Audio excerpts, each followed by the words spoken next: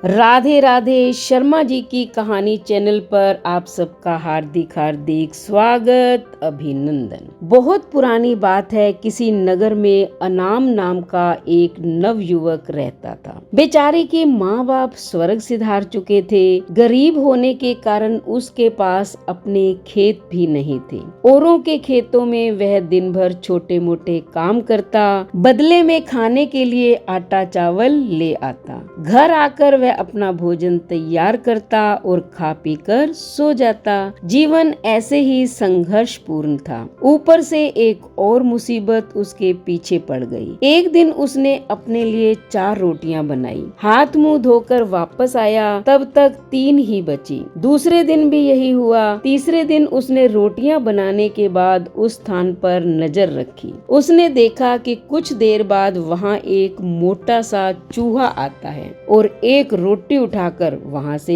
जाने लगता है। अनाम तैयार रहता है, वह फौरन चूहे को पकड़ लेता है। चूहा बोला, भैया मेरी किस्मत का क्यों खा रहे हो? मेरी चपाती मुझे ले जाने दो। तुम्हें ले जाने दी तो मेरा पेट कैसे भरेगा? मैं पहले से ही अपने जीवन से बहुत परेशान हूँ। ऊपर से अब पेट भरकर खाना भी ना मिले तो मैं क्या करूँगा? न जाने मेरे जीवन में खुशहाली कब आएगी। ये अनाम बोला। इस पर चूहे ने कहा कि तुम्हारे सारे सवालों का जवाब तुम्हें मतंग ऋषि दे सकते हैं। अनाम ने पूछा, कौन है वे? चूहे ने उत्तर दिया, वे एक पहुँचे हुए संत हैं। उत्तर दिशा में कई पर्वतों और नदियों को पार करके ही उनके आश्रम तक पहुँचा जा सकता है। तुम उन्हीं के पास जाओ, वही तुम्हारा उद्धार करेंगे। अनाम चूहे की बात मान गया और अगली सुबह ही खाने पीने की गठड़ी बांधकर आश्रम की ओर बढ़ चला।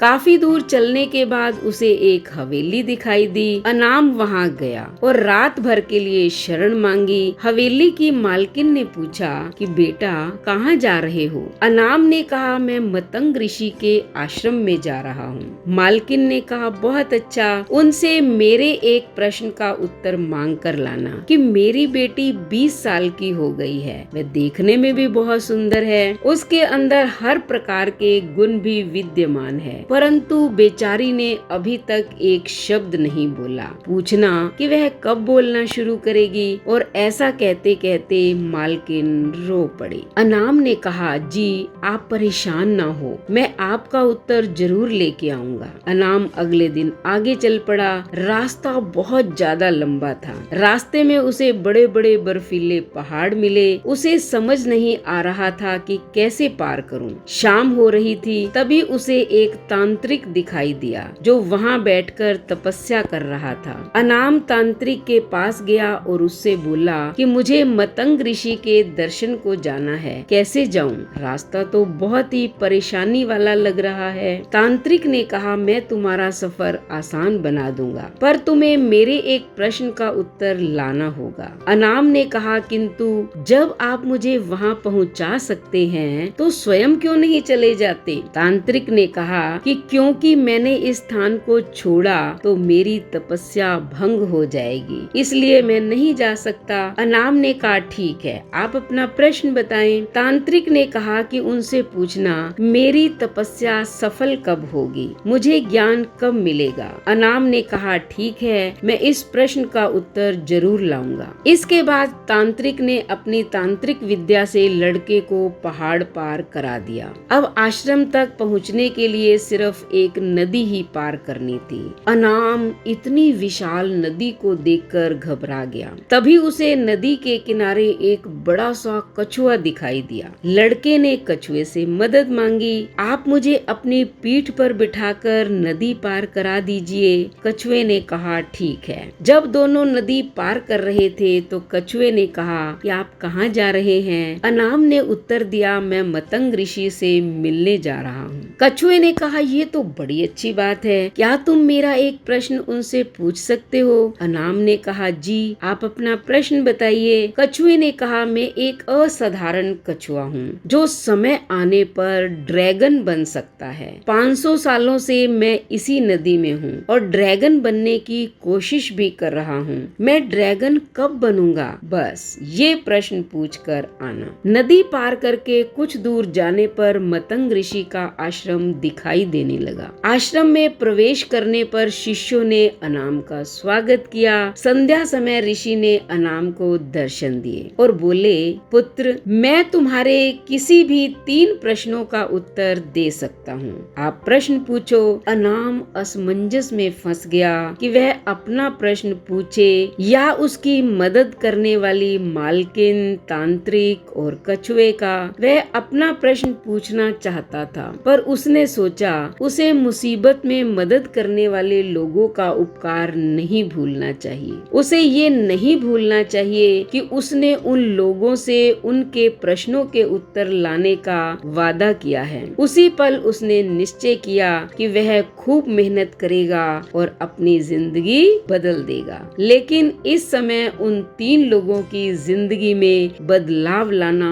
बहुत जरूरी है। और यही सोचते सोचते उसने ऋषि से पूछा, हवेली के मालिक की बेटी कब बोलेगी? ऋषि ने कहा, जैसे उसका विवाह हो जाएगा वह बोलना शुरू कर देगी। अनाम, तांत्रिक को मोक्ष कब मिलेगा? ऋषि ने कहा, जब वह अपनी तांत्रिक विद्या का मोह छोड़ उसे किसी और को दे देगा, तब उसे ज्ञान की प्राप्ति हो जाएगी। अब तीसरा प्रश्न अनाम ने पूछा कि वह कछुआ ड्रैगन कब बनेगा? ऋषि ने कहा, जिस दिन उसने अपना कवच उतार दिया वह उसी दिन ड्रैगन बन जाएगा। अनाम ऋषि से उत्तर जानकर बहुत प्रसन्न हुआ। अगली सुबह वह ऋषि का चरण स्पर्श कर वहाँ से प्रस्थान कर गया। वापस रास्ते में कछुआ मिला। उसने अनाम को नदी पार करा दी और अपने प्रश्न के बारे में पूछा। तब अनाम ने कछुए से कहा कि भैया, अगर तुम अपना कवच उतार दो तो तुम ड्रैगन बन जाओगे। कछुए ने जैसे ही कवच उतारा उसमें से ढेरों मोती झड़ने लगे। कछुए ने वे सारे मोती अनाम को दे दिए और कुछ ही पलों में ड्रैगन में बदल गया। उसकी खुशी का ठिकाना ही नहीं रहा। उसने फौरन अनाम को अपने ऊपर बिठाया और बर्फीली पहाड़ियाँ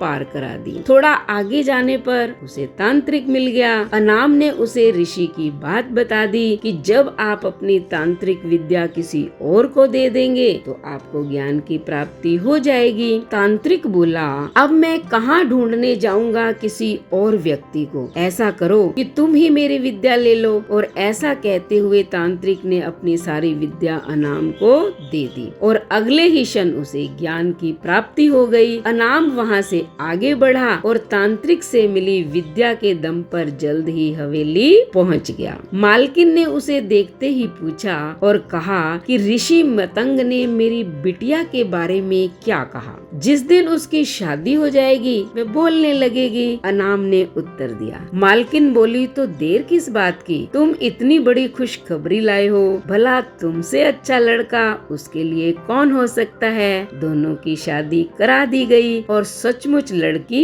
बोलने लगी। अनाम अपनी पत्नी को लेकर गांव पहुंचा। उसने सबसे पहले उस चूहे का धन्यवाद किया और नई हवेली में उसके लिए भी रहने की एक जगह बनवा दी। तो बेटा, कभी जीवन से हार चुके अनाम के पास आज धन दौलत, परिवार, ताकत सब कुछ था, सिर्फ इसलिए क्योंकि उसने अपने प्रश्न का त्याग किया था। उसने खुद से पहले दूसरों के बारे में सोचा था और यही जीवन में कामयाब होने का फॉर्मूला है। ये मत पूछिए कि औरों ने आपके लिए क्या किया, ये सोचिए कि आपने औरों के लिए क्या किया।